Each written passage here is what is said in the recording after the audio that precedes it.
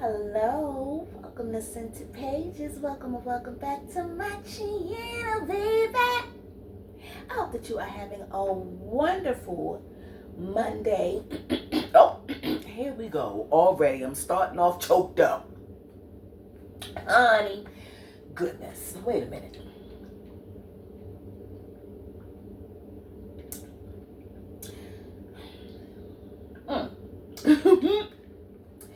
Yes, so like I'm saying, I hope that you're having a wonderful Monday and start to your week. I hope that you have a beautiful work week. If that's what you do, I hope that you have a beautiful week with your babies and that everything goes well for you. I did a readathon, a 24-hour little readathon thing over the past couple of days, and I want to do a 24-hour readathon. I feel like I'm not going to say I feel like I never have the time, but I feel like I never really know what to do because I always have 24 hours, in my life where I can devote to reading, but I don't know how to go about it. I don't know so do you start the timer at 24 hours? And then stop it every time that you're not reading? Is that how it goes? I think that's pretty much how it goes. I want to do that. And I think I want to start it like now-ish. I'm going to look at a couple of 24-hour videos, but I want to start it like now. Because when I get off work this morning, I don't have to be back tonight. So I'm thinking that I'm going to maybe start like now-ish. Start my readathon, my 24-hour readathon like now, and try to go all night until Saturday morning. I think that's what I want to do. Or however I can, but just try to get in 24 hours of reading before I have to come back in here on Saturday night. And it sounds fun. I've never done it before, and I want to, because I've got so many library books that I need to be reading, physically reading with my own eyeballs. Also, I've got like an hour left on How to Fake a Haunting, and I've got like maybe 2 hours left on, The Compound that I had started, that I'm, finishing up. So those 2 books I can finish up real quick on this shift. And then when I get home, I can try to do me some reading outside, do me some reading in the bathtub, maybe even put me some audio on and try to take a walk somewhere, maybe go to a park or something. I don't know. I'll have to see. But that's something that I definitely want to try doing, is a little 24-hour readathon. I'm excited.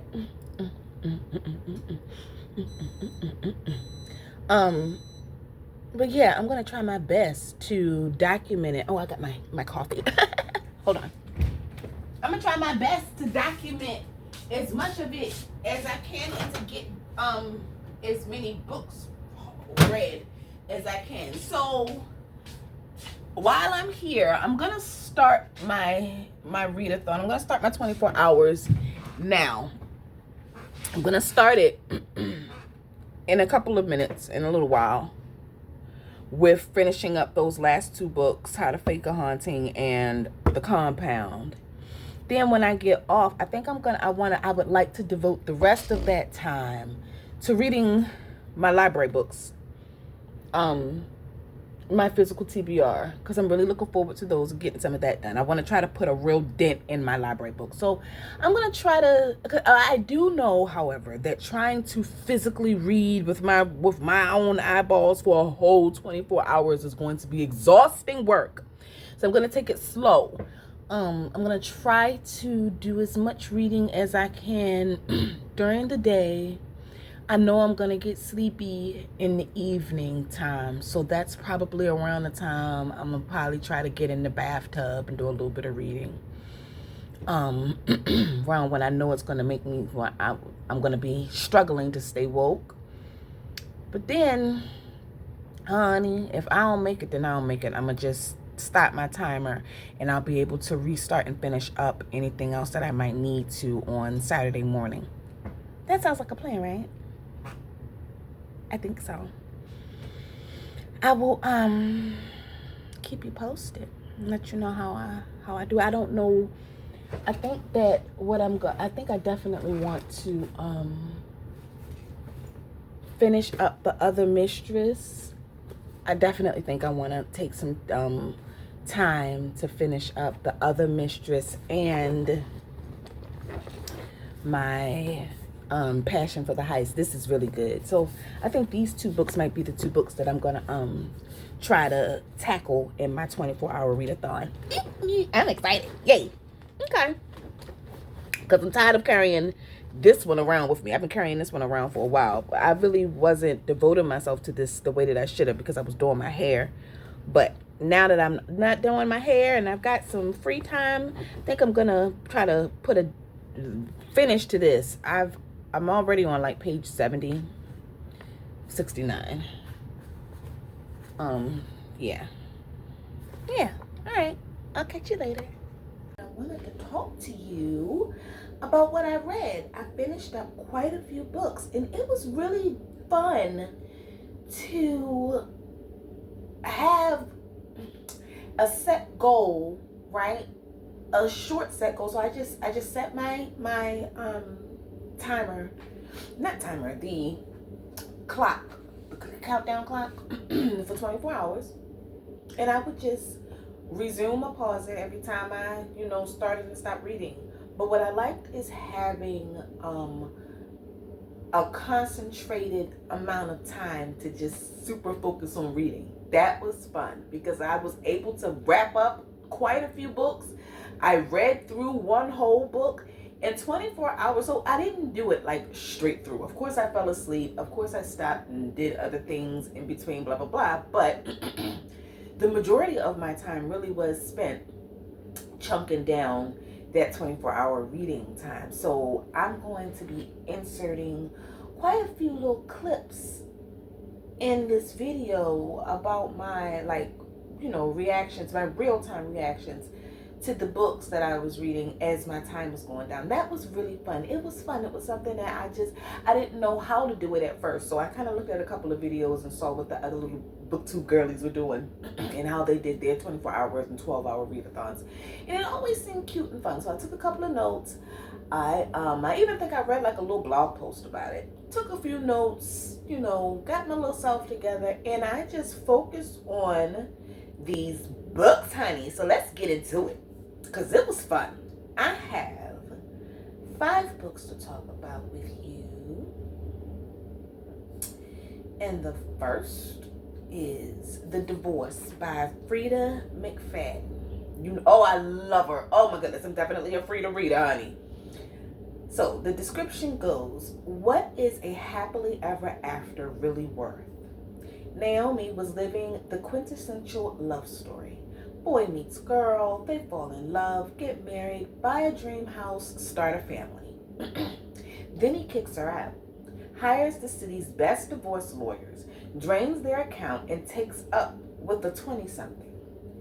It's a brutal end to the story. Naomi should accept defeat. Moving into a dingy apartment, get back into the workforce, and piece together the shattered remains of her life. Except, why should she? Instead, Naomi fixates on her husband's new girlfriend. What begins as a cynical curiosity soon twists into obsession and then into something far darker. As Naomi uncovers secrets she never imagined, she realizes her own life may be in danger. But if it keeps her perfect family intact, isn't it worth it? In The Divorce, #1 New York Times and internationally best-selling author Freida McFadden delivers a razor-sharp, subversive thriller where love curls into vengeance and survival becomes the most dangerous game of all. Yes, I gave it 5 stars. I said another Freida banger. I enjoyed this quick read from beginning to the end. Right from the jump, we start off with foolishness because straight away, Jeremy, the husband, tricks Naomi into moving out of their house and makes her move into a really small apartment that his parents used to live in, but he still owns it. He was still like paying on it or whatever. It was his apartment. He did this by telling her the lie that their house would be getting renovated the next day and that they needed to move out temporarily to allow room for that all to take place. He says that she kind of needs to get there to the other apartment a little earlier than him and their son Teddy so that she can clean up and dust off and all that before they get there. However, after she's all moved in and he informs her, that's when he informs her that he wants a divorce. He hits her with the old, I'm not happy and haven't been happy for a long time excuse. But when Naomi tells her mom about their separation, her mother is immediately like, there's another woman. She's like, there's another woman. She says, no, the mother says, so who is the other woman? And Naomi was like, there is no other woman. He just wants a divorce, but like, we're going to work it out. And her mother was like, girl, please. Yes, there is. A man as good looking as Jeremy, I promise you he's cheating. And if you want to save your marriage, you're going to have to find out who she is. I was like, there's always a hater. Goodness, why she had to hate on her little parade of trying to fix her marriage? I says, as the book goes on, Jeremy just completely does like a 180-degree change in his behavior. After he puts her out, he immediately cancels all of their credit cards and drains their shared account of the money so she can't buy anything for herself and the kid. And when she confronts him about it, he's like, but I pay for your apartment, I pay for Ted's school fees and other stuff. Why do you need my money? She was like, oh, now it's my money. Oh, now it's your money. I thought it was our money. Oh my goodness. Then after he took away her little allowance, didn't give her any money, he goes and hires all of the best top-notch lawyers in their town so that Naomi can't hire any of them, and she'll be like forced to pick some shoddy lawyer that nobody really wants, which she does, and his name is Ezra. That was a whole thing. Oh my goodness, Ezra. Oh, I don't want to give this story away, but goodness gracious. Then one day she sees the other woman leaving the house, like her and Jeremy's house. And they're kissing outside, and Naomi is pissed because she's like, the worst thing of all is that my mother was right. So Jeremy is like, oh, this is Veronica, and I'm head over heels in love with her, and we want to be together. And Naomi is like, over my dead body or somebody's dead body, because it ain't happening. Because you could she could tell that Victoria really wasn't there for Jeremy. And she was like pretty much telling him that he was thinking with his penis. And because she was like, yeah, 20-something-year-old girl. And she was like, you know, she could tell that Veronica was out for something more than just Jeremy. And that she could not be trusted. She says, Veronica wants something from Jeremy, and it's up to me to show him that she's really evil and just out for his money. That's what she wants to show him. So Naomi is running around for the entire book, the entire first good chunk of the book, trying to get to the background of Jeremy's lover girl, and truly believing that Jeremy and her son Teddy are in danger because of Veronica. There's a scene in the book where it's Teddy's little 6th birthday party, and Jeremy would do little things like little stupid gaslighting things, like tell her to show up at 12 to pick up Teddy from his party, right? And when she did, he would say, I told you to show up at 1. He would do little stuff like that. And we all heard him, even I heard him when I was reading the book, say that to come at 12. So he would do little stuff like that to her. And then when he did that, He ends up calling the cops on her, blowing it all out of proportion. It was a whole big thing. The thing is, I'm wondering and reading, like, why in the world is Jeremy doing all this? Like, why in the world is he being such a prick? Like, they have a child together. Honey, until it's time for Veronica to talk. When the perspective changes, see, I like a good perspective change, too. When the perspective changes and we get the other side of the story, fun time. Mm-hmm. That's another thing I was thinking about in, like, Our Kind of Cruelty. That's a book that I'm also reading. I'm going to talk about in a minute. In Our Kind of Cruelty, people's perspective on things can make a world of difference, right? Veronica tells her side of the story as the other woman, and everything that Jeremy was telling her about Naomi. And I don't necessarily trust his ass neither. I didn't think that Jeremy was all that other good guy. But everything that he was telling her was everything that Jeremy was telling Veronica was adding fuel to her little fire that justified what she was doing. I enjoyed it. I loved the ending. The only thing that I didn't like was what came of the lawyer. And I don't want to give it away because I want you to read it, but what happened to the lawyer was a lot. I felt like he didn't deserve it. Anyway, I said 5 stars, as usual, for Frida. Frida Rita, I love her. All right, next I have How to Fake a Haunting by Krista Carmen. Hi guys, how are you? I went to the library today and I got a couple of books. Oh my goodness, stuff. I'm not going to share them right now because that'll come at a later video or whatever, but I wanted to talk about the book that I am currently reading called How to Fake a Haunting. It is so good. It's better than what I thought it was going to be. So it's about this lady. Her name is Lonnie, I think. I'm getting her mixed up with the daggone girl in the book that I just read.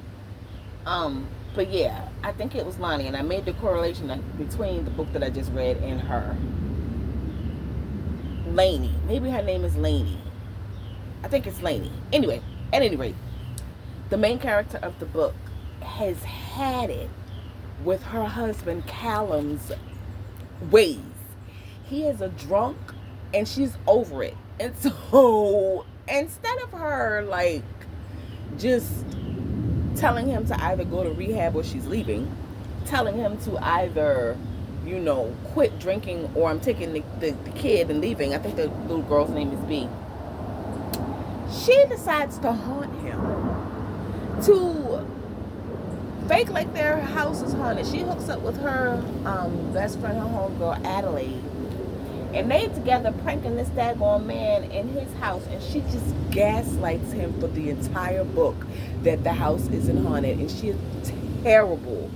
It's really good, but she is kind of the worst. The wife. And Adelaide, I don't trust her neither. Well, I don't know. At first I didn't trust her. At first no, I still don't trust her. I don't trust Adelaide. I think that she is getting a little out of hand with the things that she wants to do. But anyway, it's really good. Callum is scared out of his mind. He's like, this house is really haunted. Whole time it's his wife just getting on his nerves, doing stuff, moving stuff. What else? She has this. She made blood come out of the faucet when he turned it on to take a shower, so he's covered in blood, and a whole bunch of other little stuff. Temperature changes in the house, stuff that she's all behind, but he doesn't know it. But the thing is she really behind all of it? Because you don't know if this house could really have something up with it. So It's good. I'm enjoying it. Also, The Compound I started too. I'm almost done with that. I only have a few more hours of it. And it's kind of like it's like a novel book take on um like being like Love Island, being on one of those reality shows like Love Island or Survivor, those type shows. It's good. It's okay. I am basically finishing it because I started it and it wasn't bad, but I'm not gonna rate it very high. I'll see how it ends. I still got a couple more hours of it. I'll see how it ends. But it was a good listen, but it really wasn't a good listen. Let me see. I think that's it. So I'm gonna sit out here on my hammock for a little while and read this. This is what I had gotten from. I didn't get this today, but I got this a couple weeks ago from my last little library haul. I'm gonna talk about all of my books in a future video, but I had gotten this a couple weeks ago and I decided to start it. Started a couple days ago. It's good. It's a urban fiction by Quan. I love that name. Passion for the Heist. It's about this girl named Passion and this boy named Pain. Again, them and these names. They gonna pick some names for the daggone hood novels.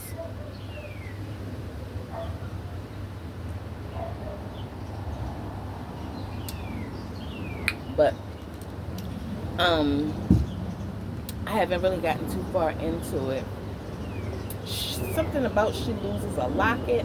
I think that he robbed her or something, and he took her locket, and then he felt bad about it and wanted to give it away. Might give it away, give it back to her, something like that. I will let you know if I stick with it. I think I will because it's pretty good. All right, I'll see you in a little while.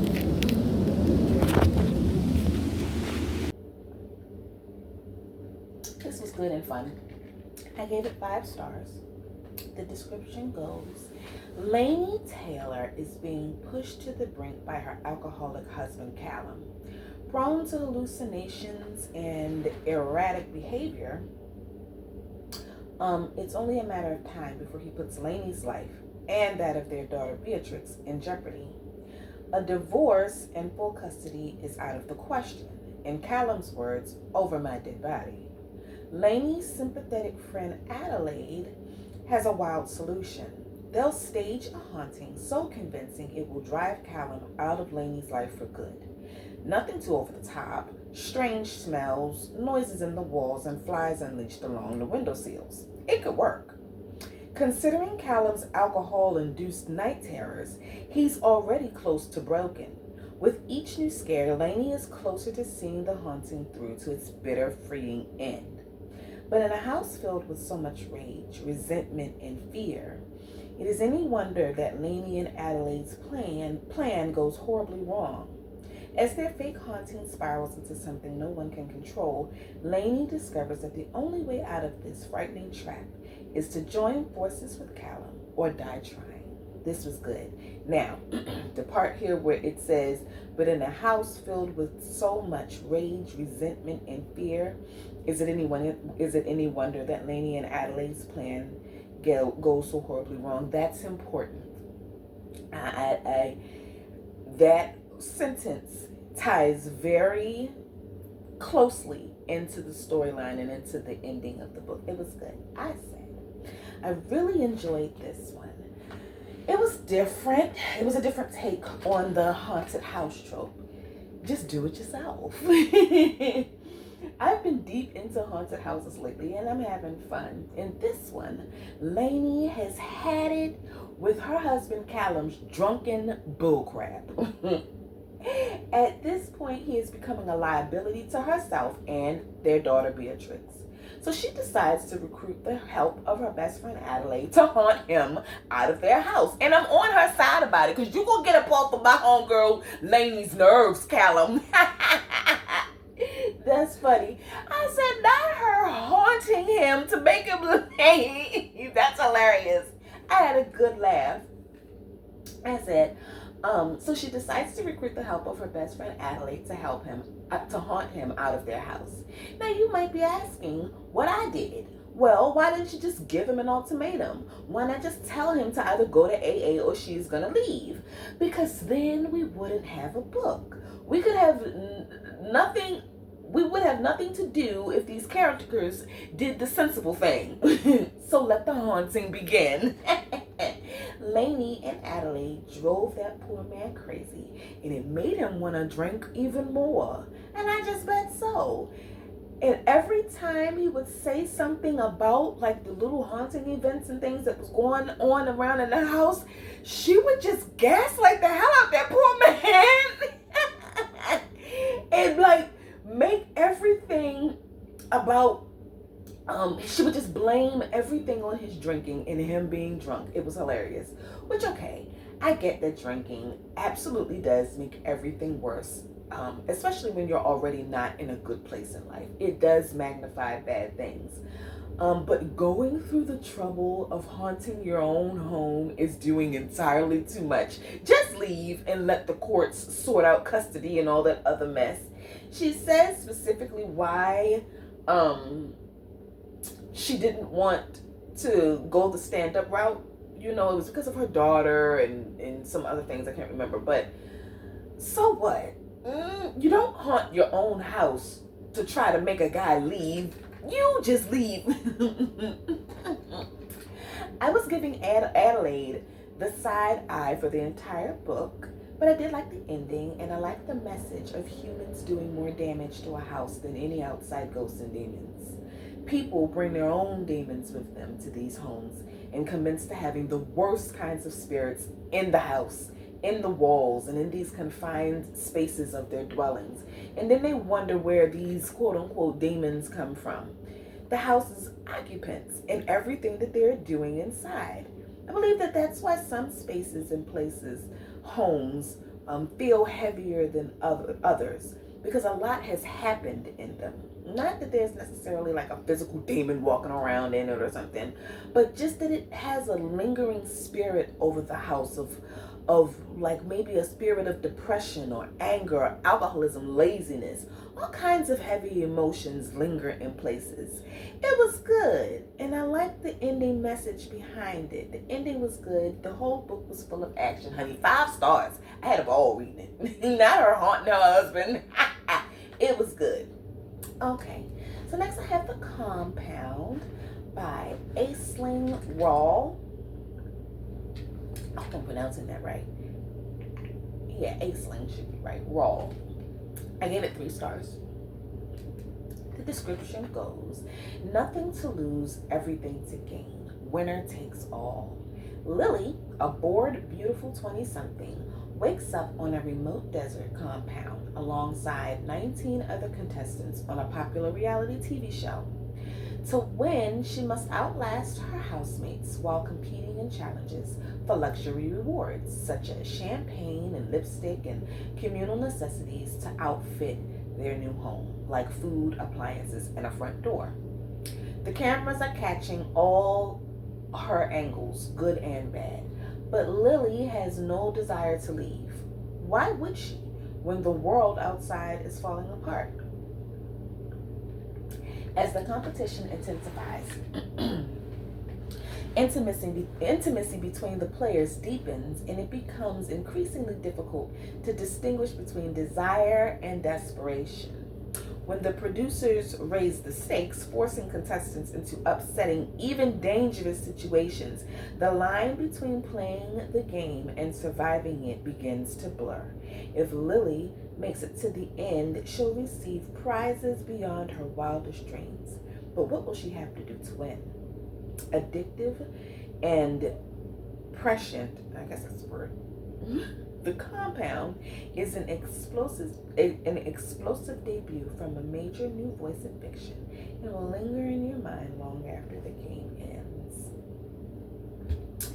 I said the situations weren't upsetting or dangerous enough, if you ask me. Wow. I don't really have a lot to say about this one because it was a tad boring and just a little bit slow to me. The premise seemed really interesting and promising, but once the story got going, it really wasn't the wild ride I wanted it to be. It was like that teacup ride at the amusement park where you get on and you holler at the top of your lungs and you wave your hands in the air and all that, but when you're done, you're just like, well, was that really worth the 2 hours of standing in line that I did? Like, it was fun, but was it really worth the ride? But you did it, and we're here now. Just kind of blah. It had its moments. Tom was a hoot, but it wasn't enough action for me. Wasn't enough people dropping like flies, and I thought somebody was gonna pop up dead or something or missing. And then we were gonna have to figure out where they were or who off them or something. But no, everybody is just an ass and being the worst types of themselves, just being their worst selves ever. And I wanted to be here for it, but it just didn't pop off the way I wanted it to. So honey, 3 stars. All right, it was good, it was readable, but it wasn't, you know what I mean? I've been wanting that chef's kiss moment, and it didn't pull for me. Okay. Next, I have The Housekeeper by Natalie Borelli. Ooh, this was good. This was a book that I found on YouTube. I had no idea that YouTube had all those good thriller audio books already uploaded.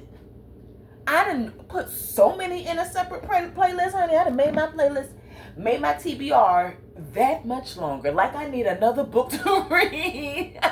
I don't care. They free, and I'm gonna try to get through them because they looking juicy. They had some James Cain on there, and I saw him on Kindle Unlimited, and I definitely wanted to read him. So they got some of him on audio on YouTube. Check it out. I love a good free book. Don't forget about that, and don't forget about Libby, the library app. Too many free books to be paying for them. Okay. That's a big ant. I've never in my life seen the bugs that be bugging out here. Not till I came out in the woods, honey. Then I seen all the different types of bugs. I'm like, that's a big fat ant. I'm used to my ants being tiny. Anyway, I just wanted to come on and do a quick little update over my 24-hour readathon. I am 6 hours in, and okay, I was finishing up like 3 separate audio books, so that's what I've been doing for the past 6 hours pretty much. And then I stopped, had me a little jam sesh. I put the timer on pause and I listened to some music, kind of had a little wind down. But I finished 2 of the 3 books, and I've got an hour left on The Housekeeper by Natalie Borelli that I'm reading. That's really good. So I finished up How to Fake a Haunting. I finished The Compound. And like I said, I have 1 more hour left of The Housekeeper by Natalie Borelli. Now, goodness gracious, these daggone books. So in How to Fake a Haunting, the main character's name is Lainey. In The Compound, the main character's name is Lily. And in the book that I just finished reading, The Great Alone, the main character's name is, I think her name was Lonnie. Wasn't it Lonnie? Something like that. Lenny. Something like that. Something very similar to these daggone names. I'm like, oh my goodness. Usually I don't have a problem with keeping track of reading more than 1 book at a time, but that's because most of their characters' names aren't similar. They aren't the same. I done read 3 books by the same girl. No, not by the same girl, but starring the same girl. So I thought that was interesting. But, so, I'm getting ready to finish up The Housekeeper by Natalie Borelli. That was really good. That was different. Of course, I love a good housekeeper, babysitter, nanny type of vibe novel.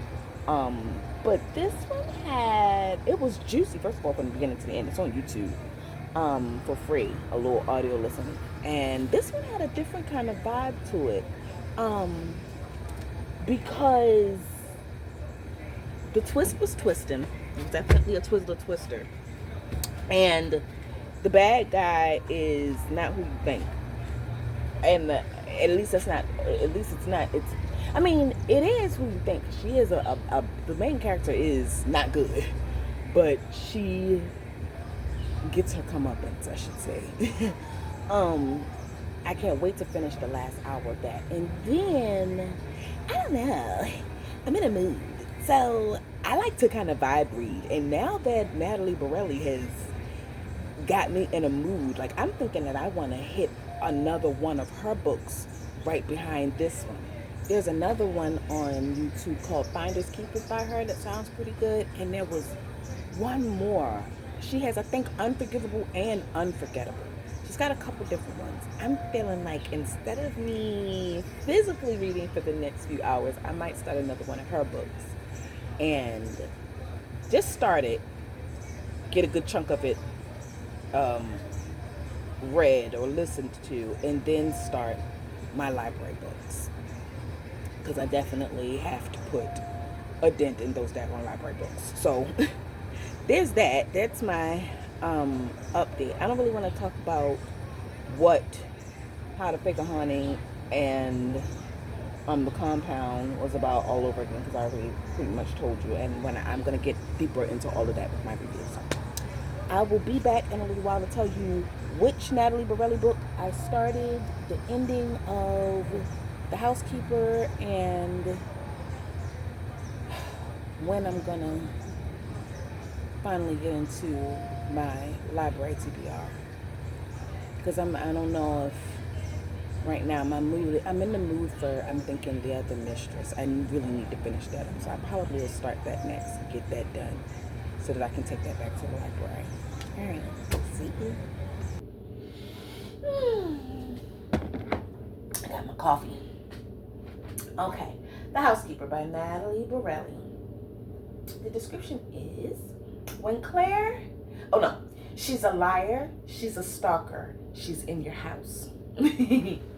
When Claire sees Hannah Wilson at an exclusive Manhattan hair salon, it's like a knife slicing through her barely healed scars. It may have been 10 years since Claire last saw Hannah, but she has thought of her every day, and not in a good way. So Claire does what anyone would do in her position. She stalks her. Hannah is now Mrs. Carter, living the charmed life that should have been Claire's.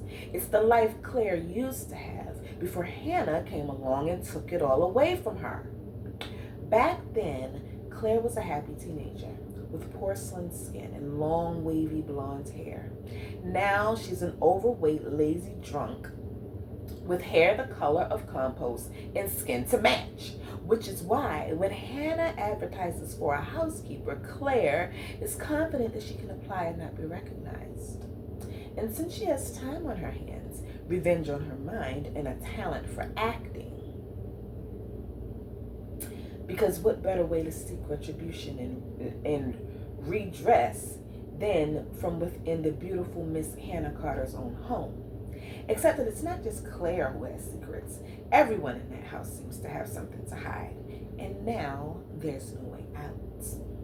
This was really good. I gave it 5 stars. I said my first book by this author, and I really enjoyed it. I'm glad that she has quite a few books available on YouTube because what a wild ride this was. Claire is a mess, one of the most unlikable characters I've read in a long time. At no point did I ever root for her. But that's what made the book a good, fast-paced read for me. I never rate books low because I don't like a character. I think that's a silly reason to give a book a low rating. I think it's fun to hate an unlikable character. I think that's good writing on the author's part. I love the ending, a nice happy ending that I don't feel as though Claire necessarily deserved, but whatevs. Her relationship with baby Mina was adorable. 5 stars. Ooh, The Other Mistress. I had fun with this one too. I give it 3 stars. Now, description goes, I'll tell you why I gave it 3 stars. All right. I gave it 3 stars. It says, Adira Smith Cortez knows how to turn around a troubled past. Now she's a self-made multimillionaire who takes exquisite care of herself and her only true love, her husband, Gabriel. Adira has it all except the answer to one tormenting question. Why is attentive, affectionate Gabriel cheating on her with not just one, but two women? There's sexy Jocelyn, a club owner, and then there's Juliana, a celebrity makeup artist he's even crazier about. In a tricky twist, vengeful Jocelyn offers Adira the perfect plan to get her strange spouse back. It sounds simple. Adira will befriend Juliana through a fake identity, play on her and Gabriel's vulnerabilities, and cause them to split up permanently. Determined to reclaim her happiness, Adira can't stop to think what could possibly go wrong until too many of Gabriel's lies start adding up to a disquieting truth. Until Juliana discovers who Adira really is, and Jocelyn pushes Adira to ever more unthinkable extremes. With her world collapsing and shattering memories tearing her apart, how far will Adira's obsession take her, and how much of herself is she willing to lose in the process? Fans of The Wife Between Us by Greer Hendricks and Sarah Pecan won't be able to put this one down. Hey, this was good. Okay, it's 3 o'clock in the morning, and I just woke up. That's the night shift life for you. If I don't do nothing else, I'm gonna wake up in the middle of the night and can't sleep and can't get back to sleep. So I'm getting ready to start my book again. For my 24-hour readathon. I definitely got sleepy and fell asleep. So I'm on like hour 16 now. So I've already done 8 hours, which was fun. I've already done 8 hours. I got 16 hours left. I started The Other Mistress by Shanora Williams. That's good. Let me see. I think I decided to just do her 3 books. Hold on, let me get them. Wait.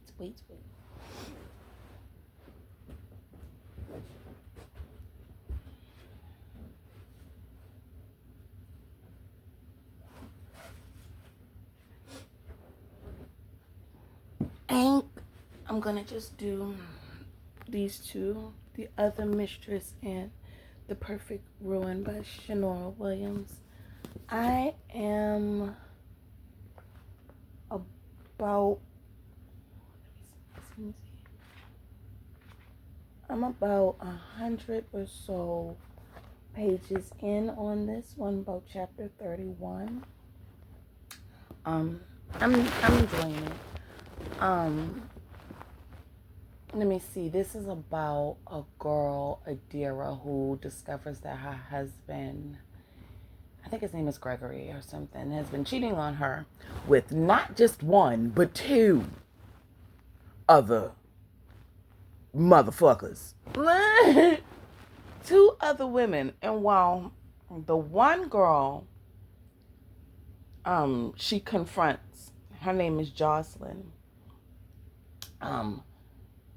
She confronts Jocelyn, and she and Jocelyn decide to team up and do something with the second mistress. So Jocelyn is feeling away because she too was under the impression that she was the only one that he was cheating with. Like, she knew that he was married. She knew that we could fluff a butt. She knew, Jocelyn knew that he was married, but she thought that she was his only mistress. What a standard to have. Well, honey, not the standards being in hell. You thinking you the only fucking mistress and you fine with being the only mistress. But when it's another mistress, now you got attitude, girl. Anyway, so I think I'm about to start that up again.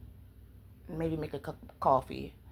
And I think it's finally dark out. I might want to get my reading light, and go out on the balcony and do some reading. So I'll keep you posted with that. I still got 16 more hours. I'm ready to go. Mm-hmm. Let me see. Did I?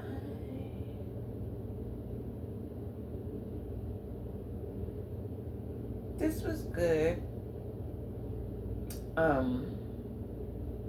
I didn't. What in the world did I do with the daggone review? Anyway, I can only see. I said I hated the way that the narrator read Jocelyn's voice. I immersive read this one by, listening and reading along. But every time the reader would do Jocelyn's voice, she would just yell and talk like this. But now that I done finished the book, I kind of get why she was reading in that annoying, crazy voice. It drove me up the wall for the whole book. It was so annoying, but I kind of understand it. The Twizzler was twisted, honey. It was definitely a Twizzler twister. The twist was excellent. I just didn't like the narration. That was, and also it was a little bit slow in certain parts for me and in the beginning. It was a little slow, and I didn't like the author's voice. But I love the twist. I love the ending. I love what it all was. For whatever reason, I usually don't like those kinds of twists. But it worked for me in this book. I enjoyed it. It was good. Good enough. 3 stars. That's not too bad. All right. So last, certainly not least, Our Kind of Cruelty by Araminta Hall. This was really good. I gave it 4 stars. It was good. It was a fun ride.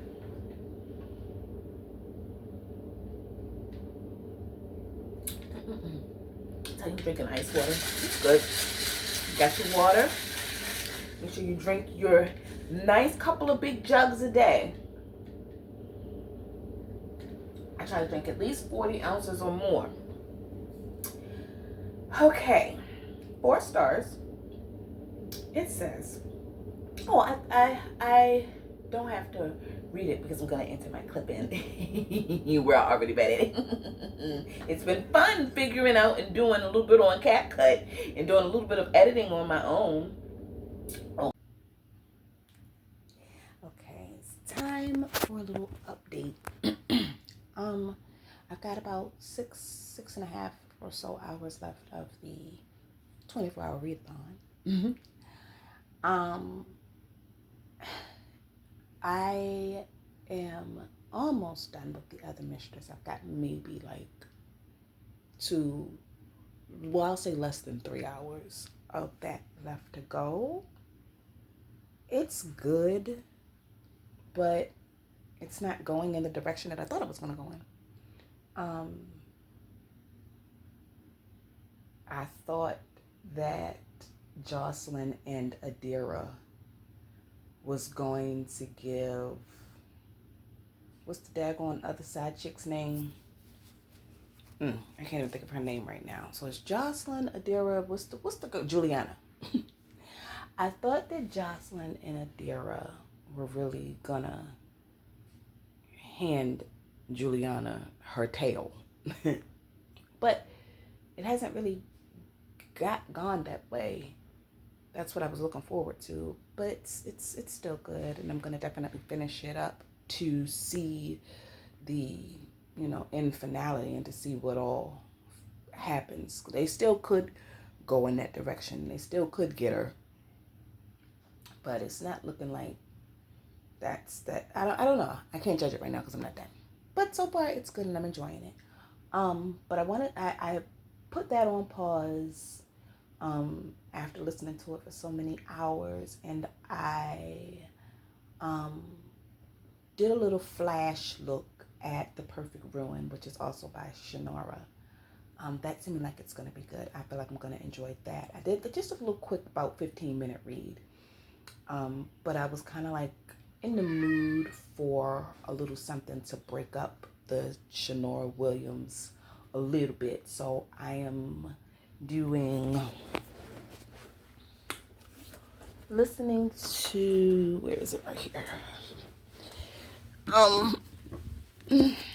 Our Kind of Cruelty by Araminta Hall.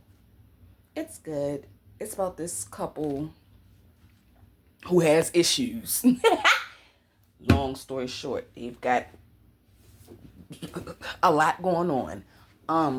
Not necessarily, I mean, okay, I was gonna say not necessarily bad issues, but I don't know.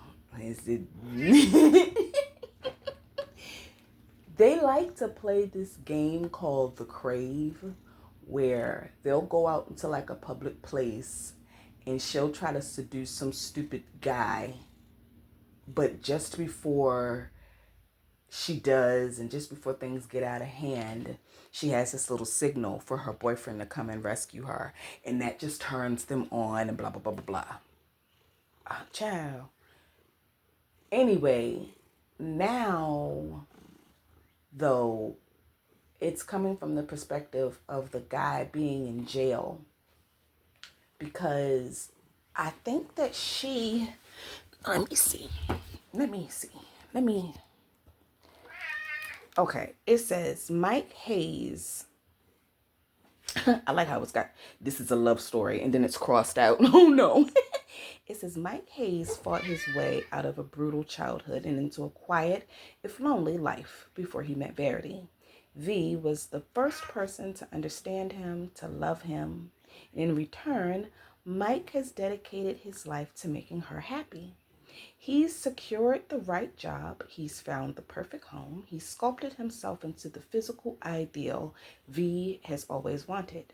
He's ready to start their blissful life together. It doesn't matter that V hasn't been returning his emails or phone calls. It doesn't matter that she says she's marrying Angus. It's all just part of the secret game they used to play. As long as Mike watches V closely, he'll see the signs. If he keeps track of her every move, he'll know just when to come to her rescue, which is exactly what he's been doing for the book, like pretty much just stalking her. So far, spellbinding and seductive, Our Kind of Cruelty is a darkly twisted love story, one that draws razor sharp lines between love and obsession, between truth and perception, and dares you to pick a side. And so far I'm liking it. I'm liking the way it's reading. It's very readable. This guy seems like a simp, but I guess that's how he likes it. And speaking of, okay, goodness gracious. Oh my goodness, Cheeto. So yeah. Speaking of obsession, I think I'm going to look at that movie called Obsession. That looked like it's about to be good. That just came out not too long ago. I think to kind of break up a little bit of the reading and to kind of wet my palate for Our Kind of Cruelty, I'm gonna watch Obsession and kind of get in the mood for it. So yeah, that's it. I'm on my way to finishing up Our Kind of Cruelty, and then I'm gonna but before I do that, I'm gonna do the movie Obsession. I might let you know how it is. Cheeto Beats. That's my boy. Yeah, hi, the puff. He is a mess. Say hi. Hi, my sweetie beesies. Hi, my sweet boy. Okay. So I'll just get right into my reaction. I said this was different. I haven't read a good stalker in a while. Mike was definitely delusional and unhinged. Like I always say, ain't nothing wrong. No, I say ain't nothing worse than a man that wants you that you don't want. So annoying. This is a library book read that takes the reader through like 3 different parts. Part 1 being the beginning of Mike and Verity's relationship and the introduction of their weird little couple game that the two of them play called The Crave, where Verity will go and flirt with the guy, and upon her signal, the signal being the touch of, she has to touch this eagle that she has on her necklace. And Mike would swoop in and say, hey, that's my girl. You lay your hands off of her, and whisk her away. And then go somewhere in some dirty corner and do it. Disgusting. Stupid shit. Maybe he would get into a little scuffle with the dude or whatever, but he would even, just take Verity away from them for whatever reason, honey. That just drove them wild as a couple. Stupid. It's stupid. It was so stupid. And it's especially stupid because it involves other people. And which it can always lead to disaster. Which it does. It does and it doesn't. But no, it does. It always leads to disaster when you are pulling other people into your weird ass sex games. People shouldn't do that. I said part 2 of the book deals with Mike's infidelity and the fallout of their relationship. And what is really going on here. Because in this section, we kind of see the turn of their relationship. And my thing was, Verity was, replying to his emails. She even invites him to her wedding and some more other little off things that you don't do with somebody that you are trying to avoid. I said all this stuff for a man that she claims to not want anything to do with because she's moved on and she's getting married. So I said, why invite him to your wedding? She should have just stayed away from him. She was sending very much so mixed messages. And I kind of understood why Mike misunderstood everything that she was doing. Just a little bit. I mean, no, okay. Not really, because he's really delusional. She did say leave me alone multiple times in multiple different ways. And especially by marrying another man.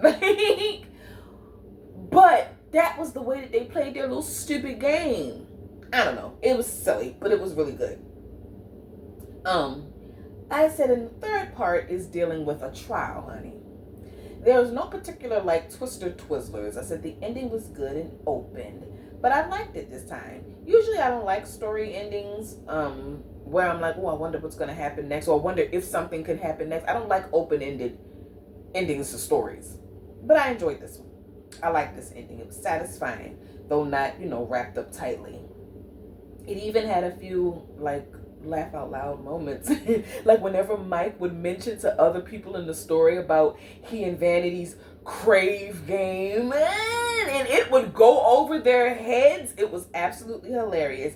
He would be like, oh, because I crave her. We crave each other. And everybody else would just be like, what the hell? What are you talking about? What? That was funny. Overall, I give it 4 stars. I didn't give it 5 stars because sometimes it dragged on just a little teeny bit. Well, Mike would just go on and on and on about his obsession and his love for Verity. It was a bit much sometimes and a little teeny bit boring. He really needs help. He really, really needs help as a man. But it was a good read. It was so good. I guess if everybody was healthy and sane, we wouldn't have any good characters to read about. The other mistress, she definitely... Nobody is healthy and sane in that book. It was so good, though. All right. Hilarious. It was a good book. I liked it. Okay, so I'm done with my 24 hours of reading. I finished up the last 8 hours with the book Our Kind of Cruelty. It was good. I really enjoyed it. So I'm finishing up writing my review for it now. Can't wait to record my video, baby. I got a few books that I'm going to talk about. So I'm going to probably get them. I'm going to probably try to record my video tomorrow. Get that out. That way I can have my content out a little more regularly. I think that this is something, a 24-hour readathon. I think this is something that I want to incorporate more so into my schedule, into my life. You know what I mean? Like maybe do it every 2 weeks, because every 2 weeks, the way that my schedule is set up, it would be easy for me to do. So I think I might make this a regular thing. But yeah, that's it. It was good. Alrighty.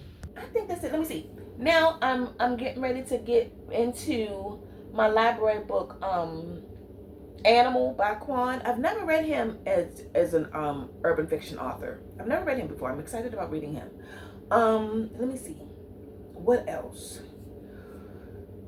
I started Dead of Winter because I was on just that long of a waiting list to listen to it from the library. And when it finally came up, it's not the winter time anymore. And so it's a bit not, matching the season. Usually I try to keep my reading selection a little bit more summer and spring themed in the summertime and springtime. But it just happened to fall now, and I've been waiting for this book for so long. And I actually see why, because so far it's good. It's starting off real good, and I'm looking forward to finishing it up and getting deeper into it. I just started it, so let me see. So that was Animal, Dead of Winter.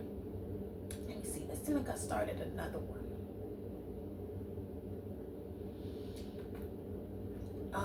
Nah, I can't think of it right now. Still reading the Book of Accidents. That's good. So yeah, those should be coming up pretty soon. This was fun. I'm gonna wrap it up and see you next time.